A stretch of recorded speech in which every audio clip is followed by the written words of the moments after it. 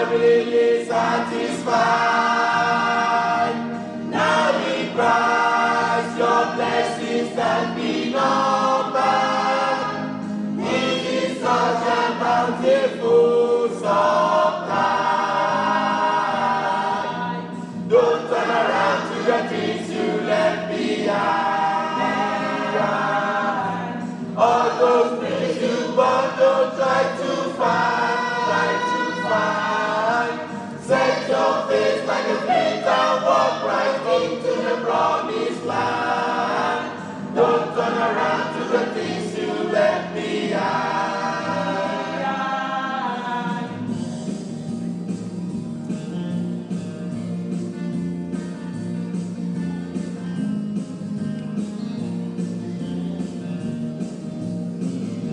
Someday you will reach the gate of heaven, and your race on earth will then be run. There with Jesus you will live forever, in the happy land that needs no sun. Don't turn around to the things you left behind. All those bridges you burned, don't try to find. Set your face like a flint and walk right into the promised land. Don't turn around to the things you left behind. Careless soul, heed the warning, for your life will soon be gone. Oh yes, your life will soon be gone. Oh, how sad to face the judgment. Oh, how sad to face the judgment. Unprepared to meet thy God,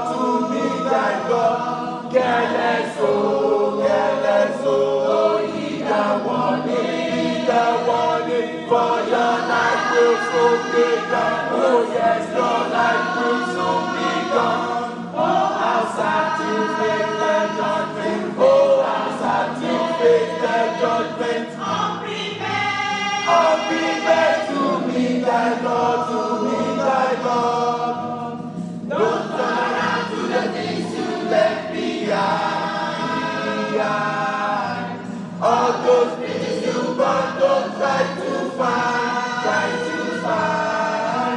Set your face like a flint and walk right into the promised land. Don't turn around to the things you left behind. Set your face like a flint and walk right into the promised land. Don't turn around to the things you left behind. Set your face like a flint and walk right into the promised land. Don't turn around to the things you left behind.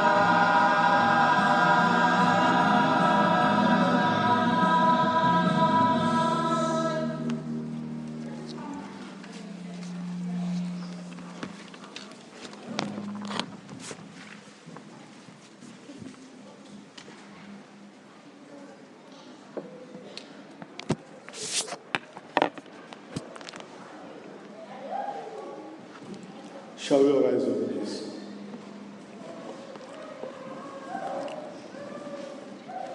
Let us pray.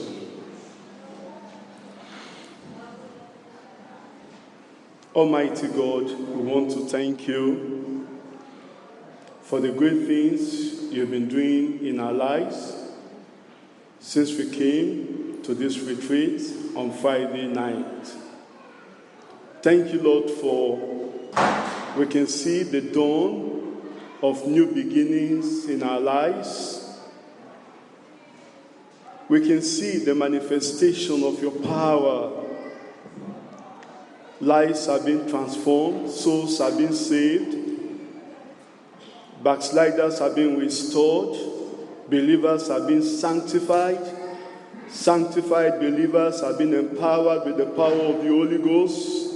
Thank you for the healings, thank you for the deliverances, Thank you, Lord, for the victory you've been giving to your church already at this conference, at this retreat. Lord, we just know that we've not come to the end of our race.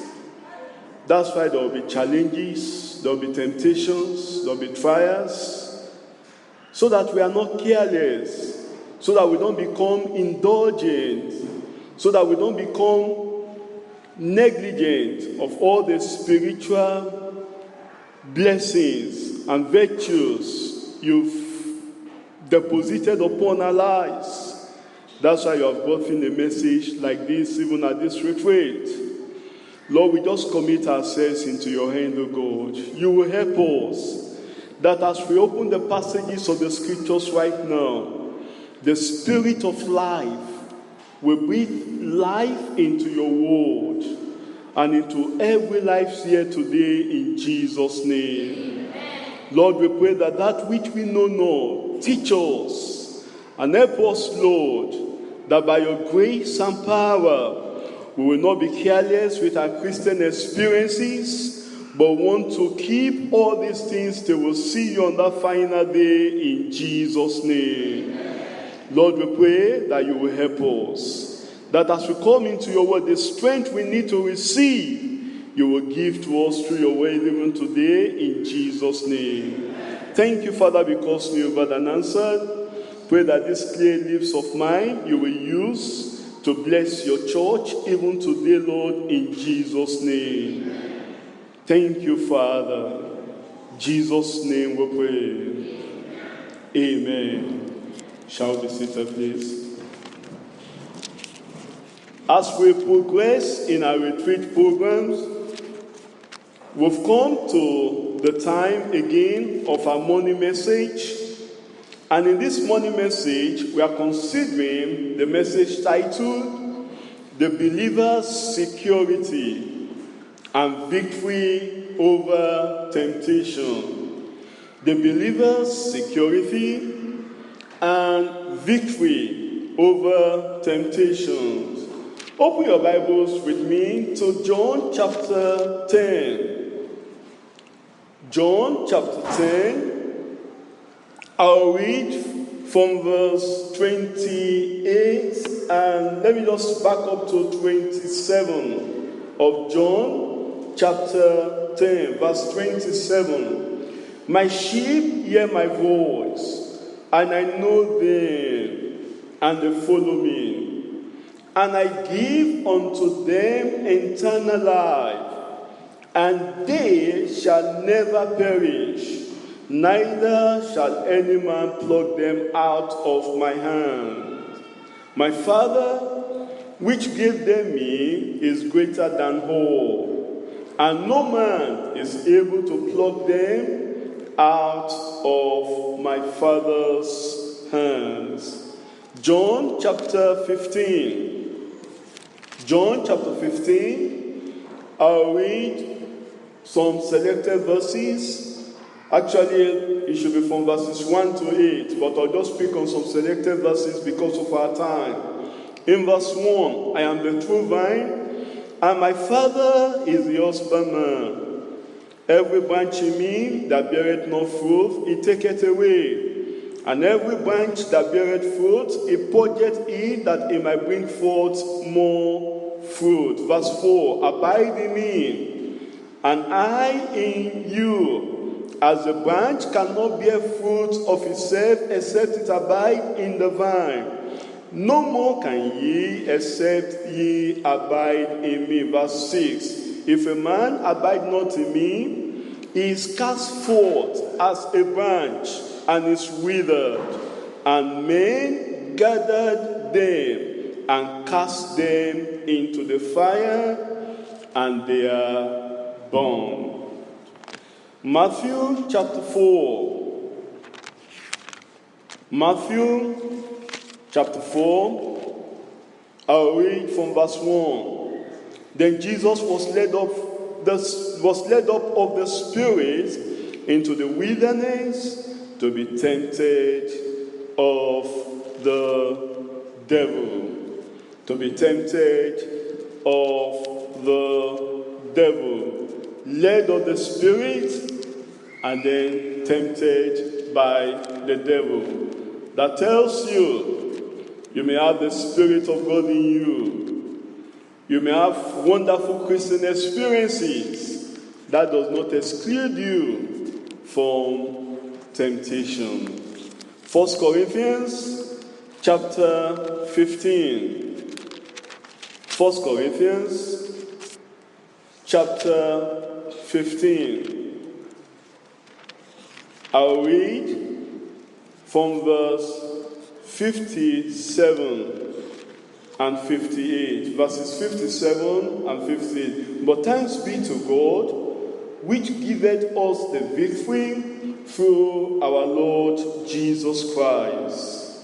Therefore, my beloved brethren, you have the victory through our Lord Jesus Christ. Therefore, my beloved brethren, so that you will not lose the victory that you've got through our Lord Jesus Christ.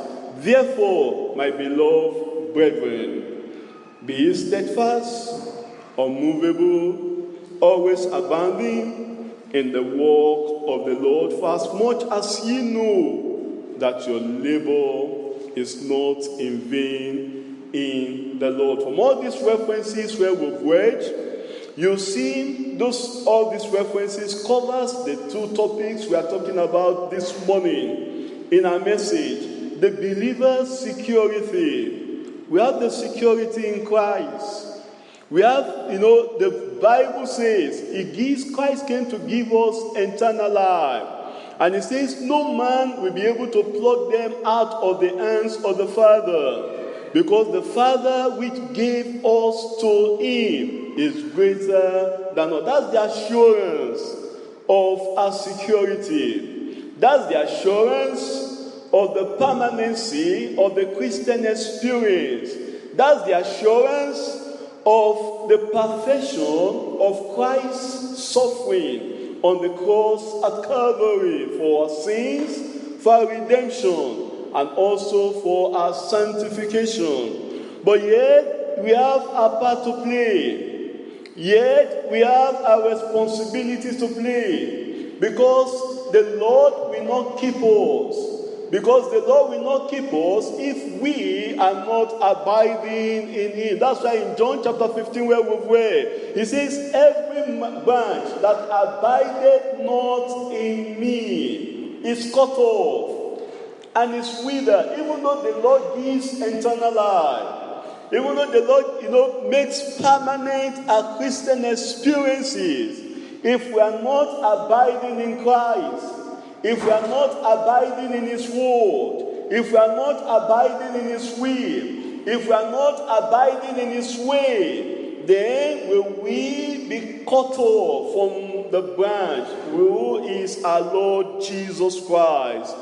As a result of temptations, trials of life, challenges in life, trials of our faith, many have given up their faith in the Lord. That's why we are considering a message like this, the believer's security and victory. We've read it already that there is victory through our Lord Jesus Christ.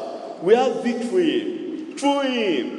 As a result of His cross, when He was dying on that cross, He says, it is finished. He paid the final price. He paid the final sacrifice. And He says there is nothing more to do. He has purchased for us the victory that had been prophesied right at the very beginning of creation. When God says, He shall bruise thy head, and thou shalt bruise his knee. Christ purchased that victory, for us, and He gave unto us, He gave us that victory, and today we have that victory. But if we must keep that victory, that verse 58 tells us, there is the need to be steadfast. When you come to the subject of believer security, it has been a highly contended and highly misunderstood subject in the Christendom today. Many people will read John, where we've read before, and says, well, this is what the Bible says, that no man is able to pluck them out of the Father's hand, because the Father which gave them me is greater than all. That's why they tell you what we call them today the hyper-grace Christian, that believe once you are saved, you are forever saved. But that's an error, because they fail to read from verse 27. Verse 27 says, my sheep hear my voice, and they do what?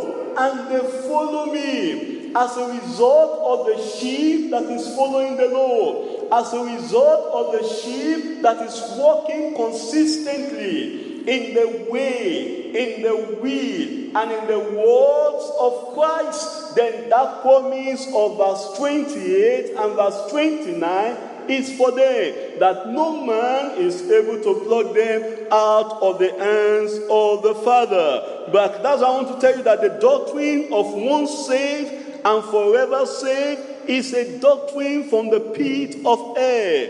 They'll tell you that no matter what you do, no matter how you live your life, once you say you are born again, you are forever born again. There's nothing like that in scriptures. There's nothing like that in the word of God. Because in Ezekiel chapter 33 verse 13, God himself said, when I say to the righteous that he shall surely live, if it falls to his own righteousness and commit iniquity, all his righteousness shall not be remembered. That's the word of God. If a righteous man turn from his righteousness and go into sin and go into iniquity, God himself said, all his righteousness shall not be remembered. His righteousness, his good works shall be forgotten. As long as he is careless with his life, as long as he goes into sin, he commits iniquity, he commits immorality, God himself said, all his righteousness will be wiped away. And God says that for his iniquity that he has committed, he shall die for it. So then you see that it is possible for a believer that is not watchful, for a Christian that is careless, for a believer that is not abiding in Christ, it is possible for him or her to lose his salvation and his first love for Christ. Because Christ told the church that remember thy first love. Remember thy first love. So you see, the Lord is able to save. Is able to keep us to the uttermost end. His salvation is perfect. He has the power. Christ Jesus has the power to keep, to save, and to preserve us to the uttermost end. He wants to take us to heaven. But can I tell you this morning that this is a two-sided part. It's a two-sided event. Why do I say that? Let me quickly show you from Jude. Jude only has one chapter. Jude chapter 1, just one chapter, verses 21. It says, keep yourself in the love of God. That's your own part. Keep yourself. You have the responsibility, my brother.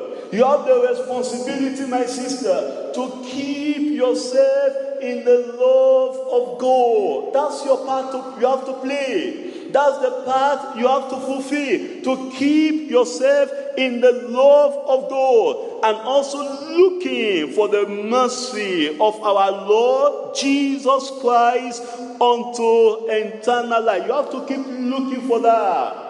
Every morning you wake up, you look unto that. The mercy of God unto eternal life, look up unto it. That's your responsibility. Don't take it for granted and say, well, I am a special favor child of God. Can I tell you this morning, God has no favorite son. He has no favorite son. If he can abandon his only begotten son on the cross at Calvary, you think that was a joke with God? we are talking about the only begotten Son of God. We are talking about God himself. We are talking about the Son of God, co-equal with God. We are talking about the one that has been with the Father from all eternity. Before the beginning of all things, he has been with the Father. But when he was dying on the cross, because at that time he was bearing the sin of the whole world upon himself. And the Father, at that moment, because it's of a purer eyes to behold iniquity, the Father abandoned the Son on the cross, and the Son cried out, because he has never experienced that before in his life, in all eternity, that God the Son will be forsaken by God the Father as a result of your sin, as a result of my sin on the cross. And he cried out, my Father, why hast thou forsaken me? He was forsaken. And you want to tell me that way? It doesn't matter. The Christian life, I can just live anyhow, I can just behave anyhow. God understands. There is nothing like that with God. I've shown you, he that committed sin, the Bible says, is of the devil. We can't take it for granted and say, well, once I'm saved, I'm forever saved. No, you have your responsibility. You have your own part to play. Keep yourself in the love of God and looking always the mercy of the Father on a day-to-day basis. And then look at verse 24. Look at what verse 24 tells us. Now unto him. Now unto him. You keep yourself now unto him. You now transfer the other part back to the Father. Now unto him that is able to keep you from what? From what? I'm asking you from what? From falling. God has the power to keep you from falling. The Christian life is not a rising and falling life. God has the power to keep you 365 days in a year without sinning. God has the power to do that for your life. God has the power to keep you all the days of your life. You're on earth serving the Father, serving the Lord, living in the fear of God. God has the power to keep you because he says he is able. Everybody say God is able. I want to hear you say it out loud. Our God is able. Jesus has the power. He has destroyed the very foundation of sin. He has the power to keep you from falling. He has the power to keep me from falling. I'm saying it to myself. He has the power to keep me from falling. He has the power to keep me from falling. Say it to yourself. He has the power to keep me from falling. As I go back from this retreat, Christ Jesus has the power to keep me from falling. Say it to yourself.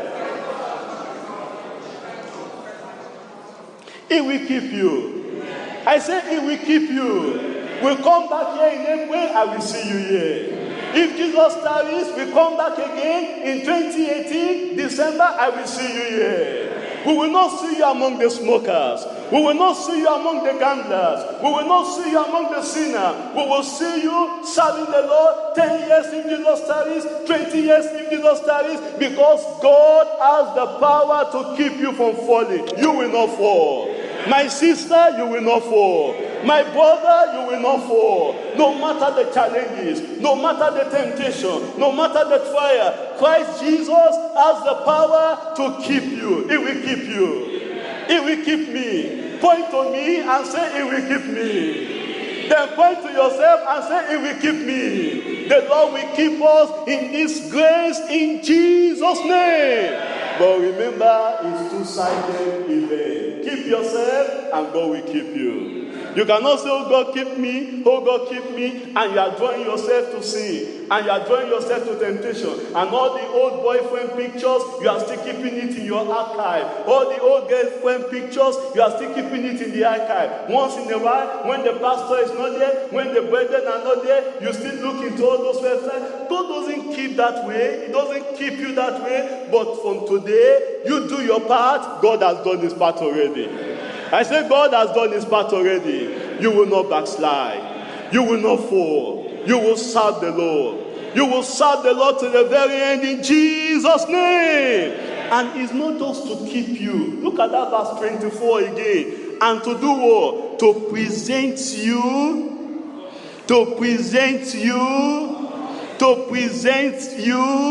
faultless. That's the perfection of Christ's sacrifice. To present us faultless before the Father.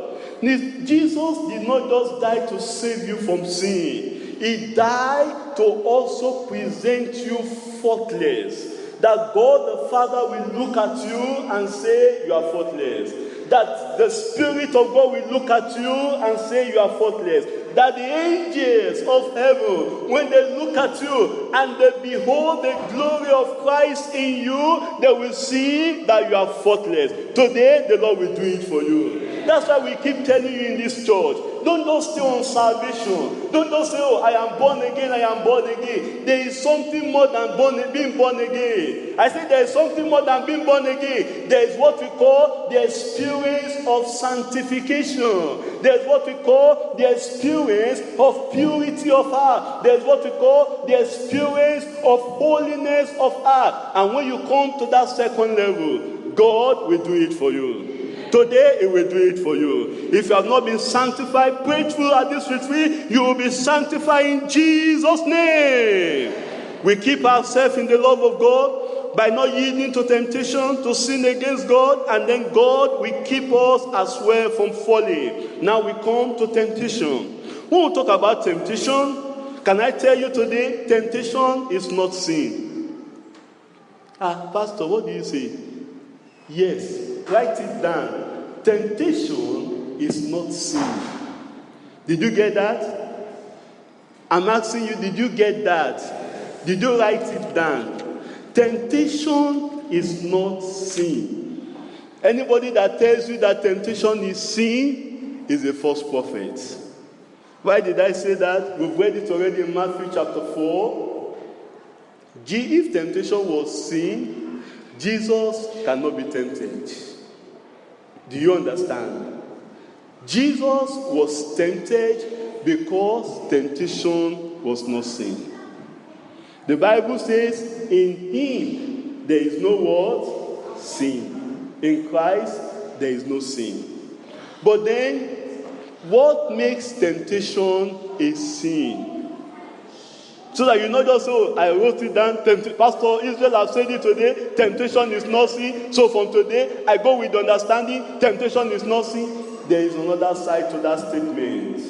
Yielding to temptation is, give it to me, is, do you get it now? Temptation is not sin. But yielding to temptation is sin. The question is, this word itself, what is temptation? Temptation is a suggestion.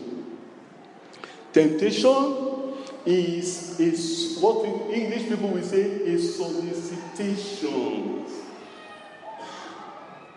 An allurement. A suggestion to do something contrary to the will of God. That's temptation. A suggestion to do something contrary to the word of God. But then, we've read it in 1 Corinthians. Jesus has given us the victory. You have the victory. Victory over all temptation. You have that victory. And the Lord is able to deliver you from all temptations. There are two types of temptations. There is the temptation to commit sin. There is the other temptation which we call the trials of our faith. Let me show you that. So that you need to understand some things today. In Genesis, open your Bible with me to Genesis chapter 20. Genesis chapter 22. I'll read verse 1. And it came to pass After these things that God did what? Did what?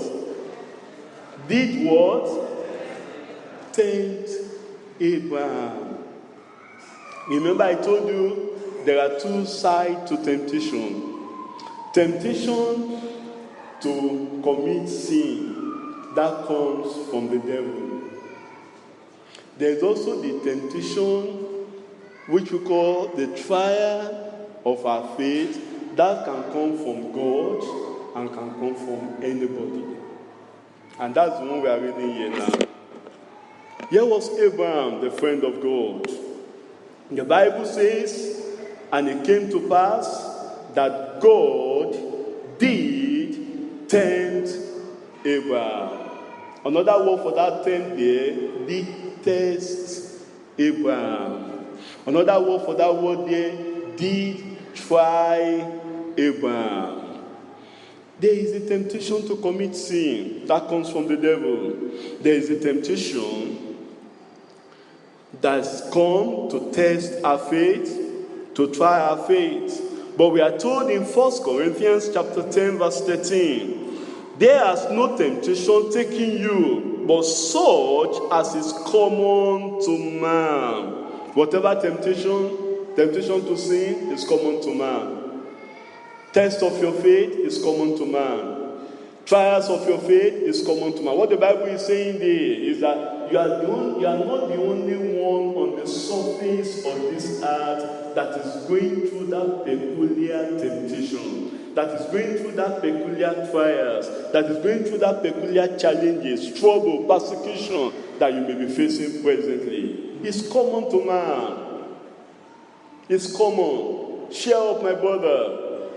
Cheer up, my sister. It's common to man. You know, when you know that I'm not the only one in this challenge, I'm not the only one in this trouble, it gives you encouragement. It gives you hope. It gives you belief that you will overcome. And the Bible says in that same 1 Corinthians, but God is faithful, who will not suffer you to be tempted above that ye are able. God will not allow you, but we make the temptation also, but we with the temptation also make a way to escape. You will escape. I say you will escape. You will go through those trials. You will go through those temptations. And none of them will sink you in Jesus' name. That you may be able to bear, you will bear it. The Lord gives us the victory. And we will have the victory. For better understanding quickly, we consider this message under 3 points. Point 1, provision for the conditional security of trusting believers. There is provision. The provision for the conditional. It's not unconditional, it's conditional security of trusting. And these are trusting believers. The Lord will keep us. Then point 2, pitfalls and compromise through subdued temptations of believers. Pitfalls and compromise. We look at the pitfalls. We look at the compromise. Through subdued. Those trials, some that subdue. Those temptations that subdue temptations of believers. Then point 3, we look at promise of conquest and crowns for steadfast and tested believers. The promise of conquest, you will conquer. And as you conquer, you will have the crown.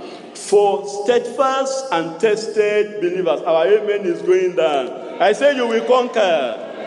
And as you conquer, you will have the crown in Jesus' name. Let's go straight to point 1. The provision for the conditional security of trusting believers. The believer's security is conditional. Jesus, our Lord and Savior, is able to save us to the uttermost. Because we are told in Hebrews chapter 7 verse 25, wherefore he is able to save them to the uttermost that come unto God by him, seeing he ever liveth to make intercession for them. But then if we must be kept, if we we must keep our internal salvation because Christ has provided for it. There are conditions that we must fulfill. We need to understand. Look at it with me in your Bible in Psalm 125. The provision of God here. Psalm 125. I'll read from verse 1. They that trust in the Lord shall be at Mount Zion, which cannot be removed. But what? What did the Bible say? But what? What did the Bible say? Abided forever. I will abide forever. I say, I will abide forever. But then he says, if you must be like Mount Zion, that cannot be removed, that will abide forever, then you put your trust in the Lord, trust in believers. And look at verse 2. As the mountains are round about Jerusalem, so the Lord is round about his people from henceforth, even for...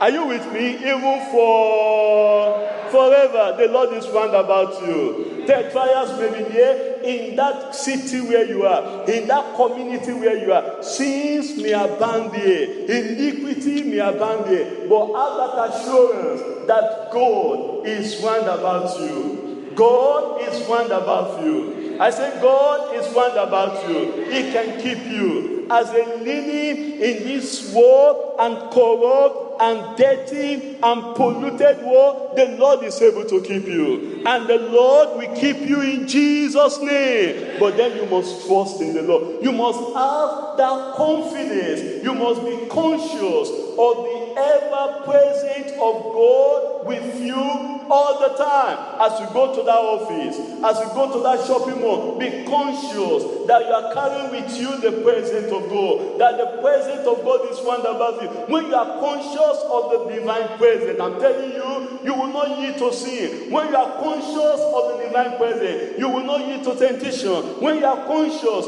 you know that even though the pastor may not be here, even though the Christian, other members of the church may not be here, but as long as I have Christ in me, the hope of glory, as long as I come into the consciousness of this Psalm 125 verse 2, that as the mountains round about Jerusalem, so the Lord is round about his people. You are conscious of the presence of God with you all the time. I'm telling you, my brother, you will stand. I'm telling you, my sister, you will stand. And the Lord will keep us in Jesus' name. That's the provision that the Lord has provided us with his presence. He has provided us with his spirit. He has provided us with his word. He has provided us with everything that heaven has in store for us to keep us from falling. But if we must be secured internally, then there are conditions that must be fulfilled. What are these conditions? Number one, constant abiding. Constant abiding. You must abide in Christ constantly. Every day you wake up in the morning, you don't just run out. You don't just jump out. You must abide. Abide in his word. You are going to your office, you abide in his word. You are abiding in Christ constantly. You take the word of God with you everywhere you go. You know, there are some people, you know, you think you are deceiving the church. There are some things they cannot bring into the church, but they are going to their places of work. If they are going to their shopping mall, they can put on all those things. You are not deceiving yourself. I'm telling you, if you must be secured internally, you are constantly abiding in Christ, abiding in his word, abiding in his will, abiding in his work. Number two, there must be compatible association. Compatible. If you must be secured internally in Christ, your association. Show me, the Bible says, evil communications do what? Corrupt good manners. Can two walk together except they be agreed? No, not at all. If you must be secured internally in Christ, you must have compatible association. Who are your friends? Who are the people? Do you have prayer partners? Do you have evangelism partners? Do you have somebody you can call up and say, oh, my brother, let's pray together. Oh, my sister, let's study the word of God together. All the people that are your friends now are the ones that watch rugby with you, are the ones that watch football with you, are the ones that when they come to your hostel, when they come to your room, everything, they are just like the ones that are preparing you for the political positions on earth. Everything you spend 2 hours, all you discuss is just about politics, about government, both the one in the UK, the one outside the UK. When do you have time to pray? Can you tell that individual that comes to you 2 hours discussing the government of the world? And so, my brother, can we just turn this around? Instead of discussing the government of the world, why don't we just spend time and we pray together? Why don't we just spend time and we read the word of God together? Why don't we just spend time and we reason from the Bible together? That's what the Lord is telling us. Compatible. If you must be secured internally, there must be a compatible association. Then number 3, there must be consistent affection. Affection for God. Your love for God. Your love for His word. It must be consistent. You love the word of God. Like the psalmist said, I've esteemed the word of God more than my necessary food. You wake up in the morning, you esteem the word of because of your affection for God, affection for His word. You read the Bible. You go to your place of God, you read the Bible. You are having a consistent affection.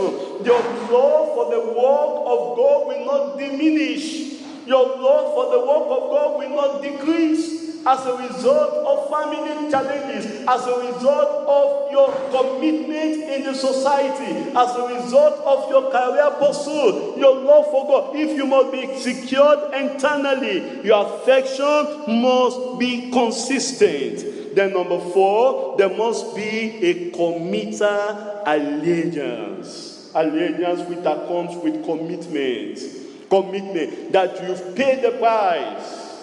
You say, I've paid the price, the cross behind me, the cross before me, the wall behind me. No turning back, no turning back. You've given your whole total commitment to the Lord. It's not that one leg in the church, one leg in the world. You cannot be secure that way. You cannot be secure that way. Or you just come to the church and just come, no commitment. No commitment to the church. You don't even see this is well, I just come to the church. My brother, are you a member of the palace? I just come to the church. You know, for me, I am a worldwide Christian. There is nothing like that in the kingdom of God. If you are here, let's know that you are here. There must be commitment. There must be commitment. And the commitment we are talking about, we'll see it in your life. When we say, this is where the church is going, you go with the church. When we say, this is what the church wants to do, you do with the church. You know, you are not the one, you're tight. You are not sharing it. You say, well, because I don't belong to any church. You can't be secure that way. The committal allegiance we are talking about, allegiance to Christ, allegiance to His people. You say like Ruth, thy people shall be my people. Not that, well, you know, God, I know God the Father is my God, and the people of God are not your people. Not that way. There must be committal allegiance. You put your life into Him. You put your strength into Him. You know, you are not the one that you say, well, this church thing. You know, it's like give my all to the church, this church thing. I will not have time to take care of myself. There is nothing like that. If you want to be here, you put everything, your life, your resources, your life, everything into the Lord, and the Lord will bless you. I said the Lord will bless you. See, that's how you can be secured internally, committed, allegiance. And then number 5, there must be ceaseless appeals. Praying. The Bible says, make always to pray. And not to do what? Not to faint. Not to faint. Pray without ceaseless appeal. You are sending prayers to God. Every day you are talking to the Father. And this prayer we are talking, the Bible says, pray without ceasing. People thought that, well, until I pray for 10 hours. Until I pray for 1 hour, that's when I know I've prayed. You know, it's not always like that. Jesus at the grave of Lazarus, Can I ask you, if you look at those words that Jesus said, Lazarus, come forth, how many minutes does it take to say Lazarus, come forth? I'm asking you, does it take 60 minutes? No. So when the Bible says pray without ceasing, it's telling you that you must always be in the atmosphere of prayers.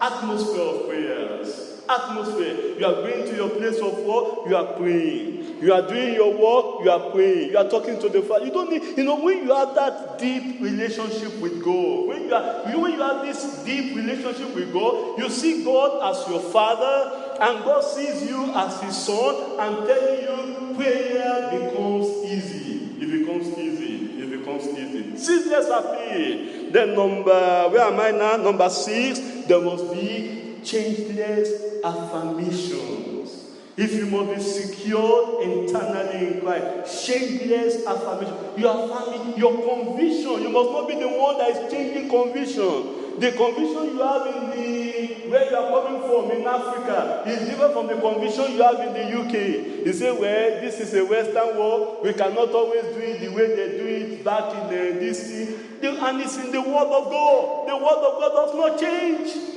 That's it. If this is what the Word of God teaches, you stand on that Word of God. Changeless affirmation. Because God Himself said, forever thy word is settled in heaven. If you must be secured internally, you don't add to the Bible. You don't subtract from the Bible. You say true to the Word of God. You have that changeless affirmation, conviction. You are holding on to your conviction. You are holding on to your belief. You don't allow anybody to take the belief away from you. We stand on the doctrines of the Bible in this church. And everywhere, this is what we are known for. Everywhere we go, we stand with our conviction. We don't say, well, this is a Western world. We cannot say it now and say marriage is between a man and a woman. There is no marriage between a man and a man. Do not allow the technology to tell us what to do. We allow the Bible to tell us what to do. That's where we stand on. And we don't change it. If you must be secured internally, if you must be secure, keeping yourself in the love of God, you must have changeless affirmation. And we will stand on that in Jesus' name. Number 7, there must be continual awakening and awareness of His coming. You must have it. That continual awakening, awareness of His coming, you must have it. You are not the one, there are many believers now that have even lost, the desire for heaven. They've lost the desire for rapture. They are just marking time here on earth. They are just living to exist. I don't live to exist. I live to make the rapture. The Bible says, that let your conversation, and let your ambition, your affection be on things above. You must have that constant awakening. You must not be carried away with riches. You must not be carried away with the treasures, with the silver and gold of this world. Don't let those things take heaven from you. You must have that constant desire for heaven. Anywhere you go, anywhere you are, you have that constant desire because the Lord might come at any time. That's why He says, what I say unto you, I say unto all, watch. You watch. You watch your habit. You watch your attitude. You watch your behavior. You watch your appetite. You watch everything. And the Lord will keep us from falling in Jesus' name. But then there are pitfalls that we need to avoid. This leads us to point through quickly. Pitfalls and compromise through subdued temptations of believers. Pitfalls and compromise through subdued temptations of believers. Matthew chapter 4. We need to avoid some pitfalls. And we see some of these in the temptations of our Lord Jesus Christ. Be careful. Matthew chapter 4. I'll read from verse 1. Then was Jesus led up of the Spirit into the wilderness to be tempted of the devil. I've said that already. No matter your spiritual level, the devil will tempt you. No matter your spiritual level. If Jesus, the sinless Son of God, the perfect Son of God, the only begotten Son of God, can be tempted of the devil, there is no believer, there is no pastor, there is no bishop, there is no apostles that is excluded from temptation. No, none. Because yes, Christ, led of the Spirit, full of the Spirit, and yet he was tempted of the devil. So you need to have that understanding. Temptation will come, and it is common to man. But the Lord will keep us from falling.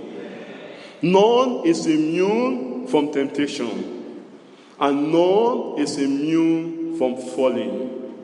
There is no save, and I'm forever safe. No, not at all. You must be secured conditionally if you must be safe internally. Pitfalls we need to avoid. Look at the example of our Lord Jesus Christ in verse 2. And when he had fasted 40 days and 40 nights, he was afterward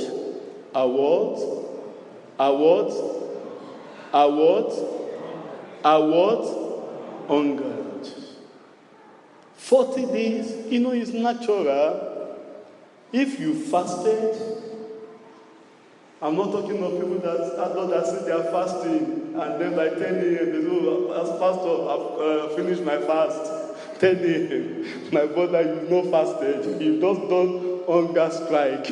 Your hunger strike from 7 a.m. to 10 a.m. Even your breakfast, you didn't even miss it. You still have breakfast. That's not a fasting. Saying, well, God understand. Pastor, I'm fasting. Okay, my sister, you're fasting. Thank God for you. When are you finished? Pastor, my fasting, I'll finish by 12 o'clock. Okay. That kind of fasting, you cannot be hungry the way Jesus was hungry here. We are talking of 40 days and 40 nights. Pitfalls to avoid. The desire, that peculiar needs of your life can be a source of temptation. Beware. That thing you desire most, that thing you are looking forward to, can be a source of temptation. Jesus at this time, our Lord, it was hungry. He was hungered because he had been fasting for 40 days and 40 nights. And the devil came. In verse 3, and the tempter came to him and said, if thou be the Son of God, command that these stones be what? Be made what? Be made what? Bread.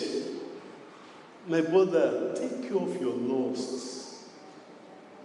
Take care of your pursuits. Don't allow your pursuit to be a source of temptation.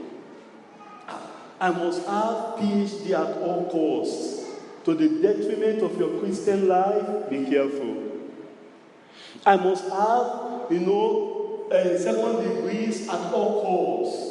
And we're asking you, there's nothing wrong to have second degrees, there's nothing wrong to have PhDs, there's nothing wrong to be a professor. But if that thing will take heaven away from you, be careful. I must work in a banking industry, because we don't talk of oil company now, because there's no money in oil company. Do you understand? It was before. Oil company, if you are still desiring to work in oil company, I'm telling you there is no money there. Do you get my point? But, I must work in that place where you want to work. We take heaven away from you. Be careful. Don't allow anything to take heaven away from you. That's what the devil was trying to do to Jesus. He knows that Jesus needs food. That needs of your life. I must have a child at all costs. And they're telling you, my sister, there is one, somebody somewhere, when he touches your stomach like this, I'm telling you, you will receive a child. But I must marry at all costs. Be careful. That needs of your life can be a source of temptation. Take care of that. That's what we are learning from Christ today. Then in verse 5, then the devil taketh him up into the holy city and set him on the pinnacle of the temple. He went to, he took him high. Can I tell you today, high places can be a source of temptation. The higher you go in anything, either in the work of God, either in your career, either even the more children you are, the higher you go, it can be a source of temptation. Be careful. Promotion, leads to the temptation of the promoted. Be careful. The devil took him high. The higher you go spiritually, that's why we need to beware. It's a pitfall. We are not saying we should not go higher. Be careful. Don't get to the level where you say, oh, now I am baptized, I'm saved, I'm sanctified, I am baptized in the Holy Ghost. Now I'm at the pinnacle. In fact, even in my ministry, now if I preach like this, people are getting saved, believers are getting edified, and I have got to the pinnacle of my ministerial life. Be careful, because at the top, the tempter is waiting for you there. It's a pitfall. Be careful. That's what we are learning from Christ today. The devil took him high and said, let's go up higher. The higher you go, the greater your temptations. Do you understand? The richer you get, the richer your temptation. That's why we need to be. We are not saying that you should remain poor forever. That's not your portion. Do you understand? I'm not saying that we're okay. It's like a pastor is trying to scare us now from aspiring in life. No, I'm not saying you should not aspire to go. Remember, as Jesus have told us at the beginning, this is the dawn of what? Of new things. Better, give it to me. Higher, give it to me. Stronger, give it to me. Wiser, give it to me. Purer, give it to me. Whiter, you are all good students. Clap for yourself, everybody. This retreat is for you. But can I tell you, put all those things together. The higher you get to, the whiter you get to, the purer you get to, the better you get to, the wiser you get to, the greater your temptation. The greater your temptation. Be careful. Don't be careless. Don't be negligent. That's what we are saying. Don't get to a state where you can say, well, I can be indulgent now. People are on the feed, evangelizing. I'm a pastor. It's not for me. Who says it's not for you? It's for you. You need to preach the gospel. It's not, pastor, we don't just preach the gospel only on the pulpit. We preach it every day. With our life, we preach it. In our places of work, we preach it. We do things. And let people know. Let's not get to the level where we send people to the battle and we ourselves, we are now folding our hands. Workers, we say, let's come out for Sunday or let's come out for evangelism. You say, well, it's for the newcomers. Who tells you that? David, lost the greatest battle of his life the day he was negligent. Be careful. When he sent the soldiers to battle, he was on the top of his house, relaxing. And it was there he saw Bathsheba. David, man of God. If God still was allowing David to go from wilderness to the wilderness, would David have time to look at Bathsheba? No. But when he came to rest in his life, that's when he fell. And the consequences of that sin of David, the house of David, they are still suffering from that consequences even till today. Even till today. That's why we are telling you, be careful. There is no, don't come and say, well, I can be careless at this time. I pray the Lord will keep us in Jesus' name. 7 pitfalls that we need to take care of. Number 1, your soft spots. Take care of it. That sin that easily besets you. Before you became a Christian, there is a particular sin that that you are always committing. If you are sincere with yourself, you know that thing. I don't know it. You know it. So it is soft spot in your life. Be careful. The devil will use that to tempt you. Be careful. It could be women. It could be money. It could be popularity. It could be your beauty. Be careful. The devil can come through temptation, through the spots, that soft spot in your life. That's what the Bible says, the sin that easily besets us.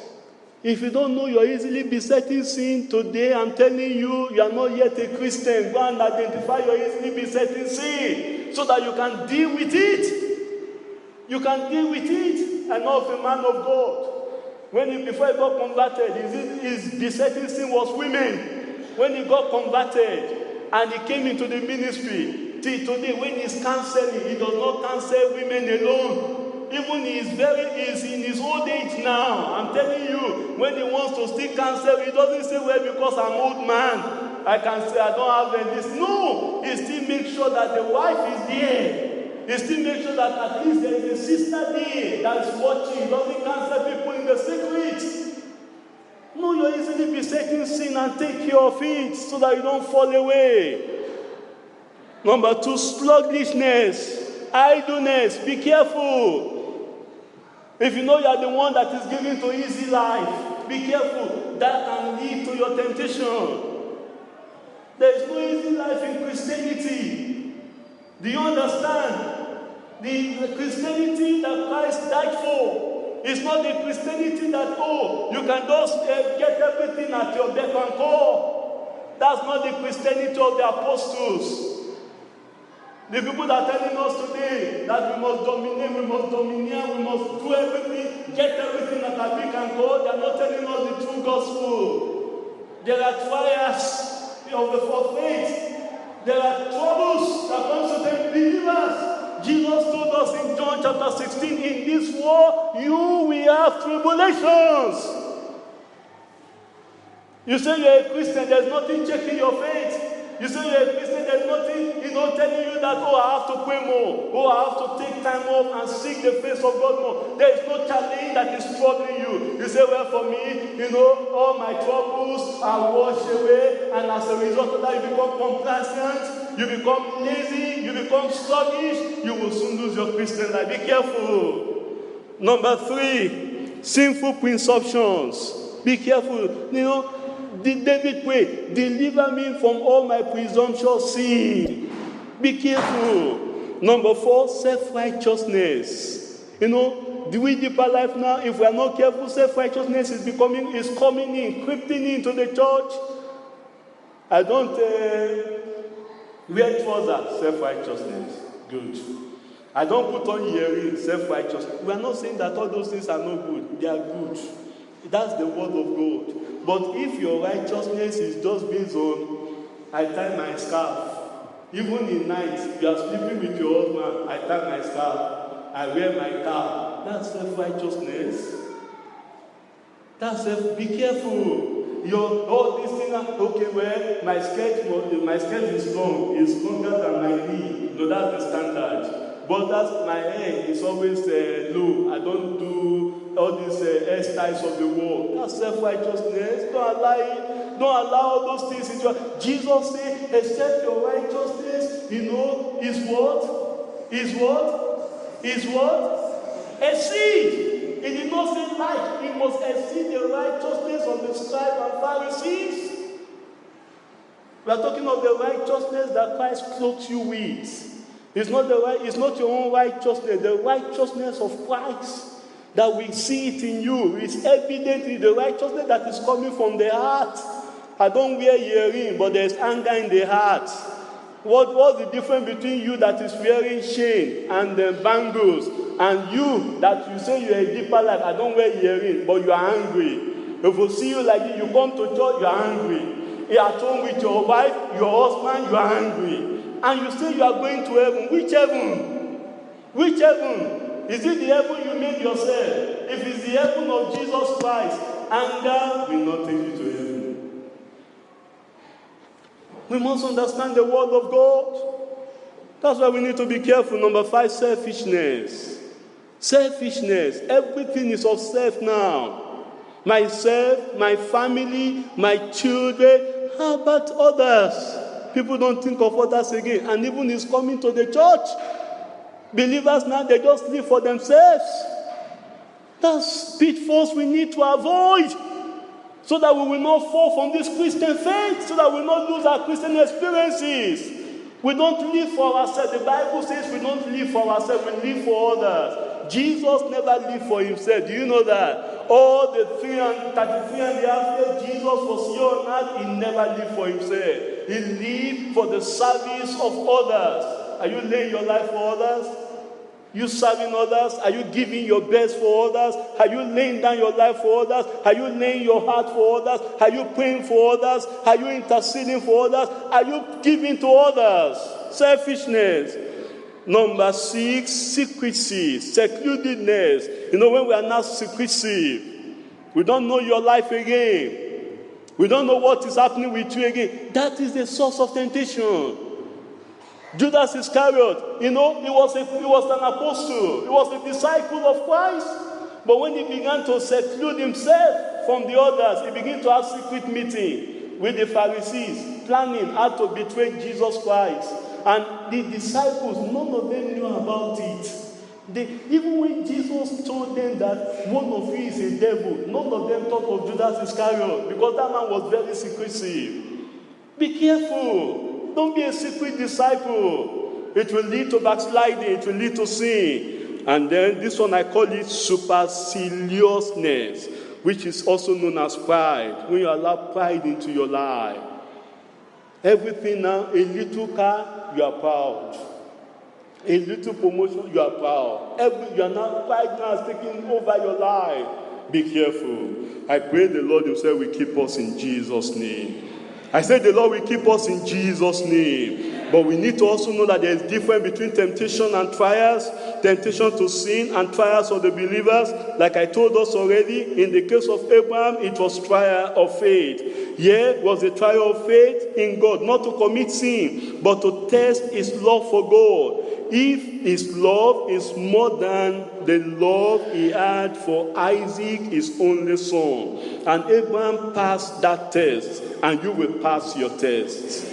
I say you will pass your test. Temptations will come, fires will come, troubles will come, tribulations will come. You will pass it in Jesus' name. The Christian life is not a bed of roses. There are trials, difficulties, troubles, persecutions, challenges, chastisement, correction. You know, now we cannot even correct believers again, so-called believers.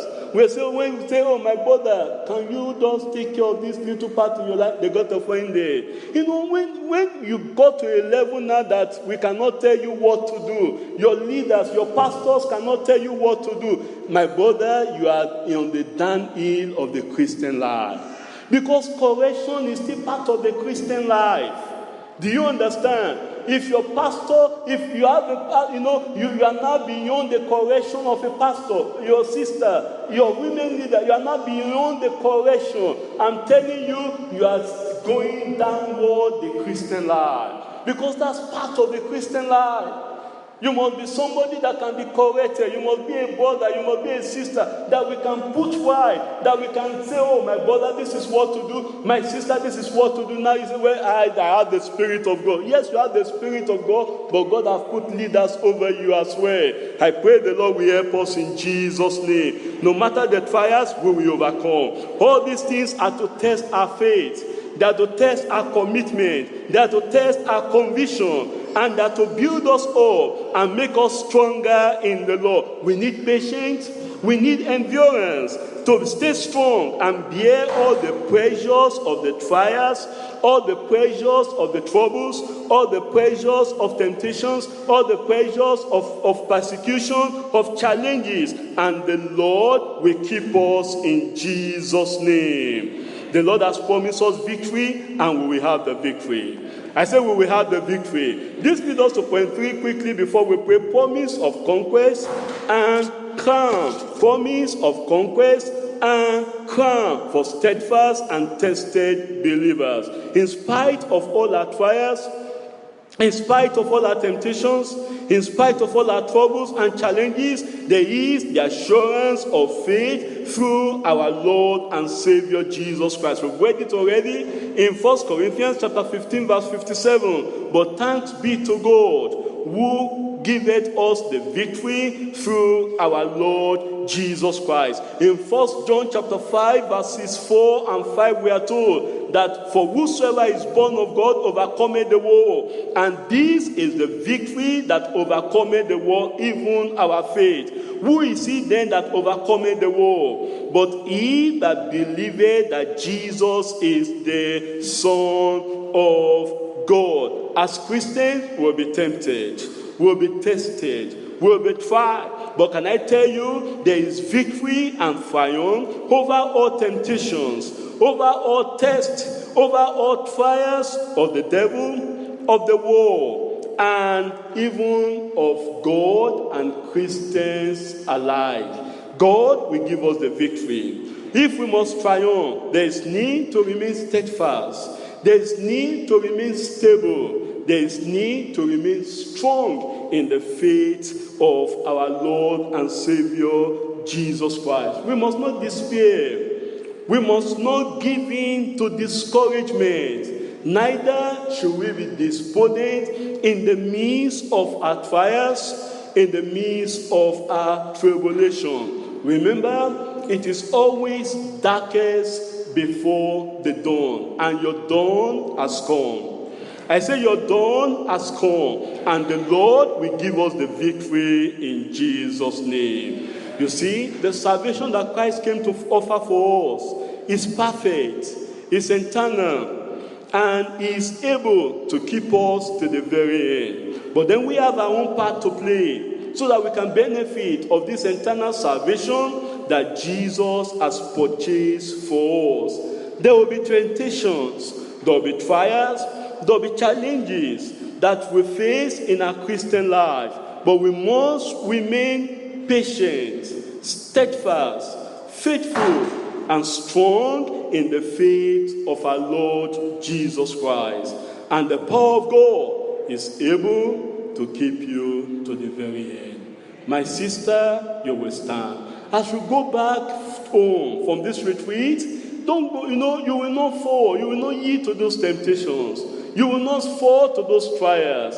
Never give up. The challenges may be there, the difficulties may be there, but the Lord that have kept you thus far is able to keep you to the end. Stay strong, remain steadfast, remain faithful, remain strong, because it's always darkest before the dawn. Let's rise up and talk to the Lord in prayers. We want to commit ourselves to the hands of the Lord and ask the Lord that the Lord himself will keep us. We will be strong. Temptations will come, take care of it. There is internal security for us, but it is conditional. The Lord is able to keep us, my brother. The Lord is able to keep you, my sister. Stay strong. Stay strong. It will keep you from falling. My brother, it will keep you from falling. My sister, it will keep you from falling. Keep yourself in the love of God, so that the Lord himself can keep you in his love. Don't give up to your temptation. Stay strong. Don't give up to your trials. Stay strong. Don't give up to your troubles. Stay strong. It will soon be over. It will soon be over. You have the victory. You have the victory through our Lord Jesus Christ. The Lord himself has purchased that victory for us. Let's stay strong and ask that the Lord himself will keep us. No matter the trials, no matter the challenges, be faithful to the very end. The Lord will keep you, my brother. The Lord will keep you, my sister. Be faithful to God. Faithful to his word. Faithful to his will. Faithful to his work. And the Lord will keep you to the very end.